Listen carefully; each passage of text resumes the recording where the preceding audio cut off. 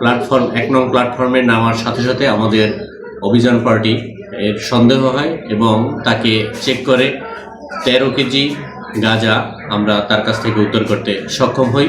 অদ্য ১০/৫/২০২৬ তারিখ নিয়মিত রেলওয়ে প্ল্যাটফর্মে মাদক এবং ভারতীয় পণ্যসহ অস্ত্র অন্যান্য বিষয়ে আমরা অভিযান অব্যাহত রাখি। তারই ধারাবাহিকতায় ভোর ৪:৪০ উপবন এক্সপ্রেস ট্রেন থেকে ১ বস্তা গাঁজাসহ এক আসামি প্ল্যাটফর্ম ১ নং প্ল্যাটফর্মে নামার সাথে সাথে আমাদের অভিযান পার্টি এর সন্দেহ হয় এবং তাকে চেক করে ১৩ কেজি গাঁজা আমরা তার কাছ থেকে উদ্ধার করতে সক্ষম হই।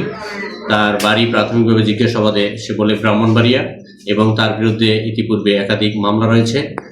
অত্র বিষয়ে আমরা পরবর্তী মামলা এবং বিজ্ঞ আদালতে প্রেরণ সহ অন্যান্য কার্যক্রম অব্যাহত রাখছি এবং আমাদের নিয়মিত মাদক সহ অন্যান্য ভারতীয় পণ্য উদ্ধার অভিযান অব্যাহত আছে।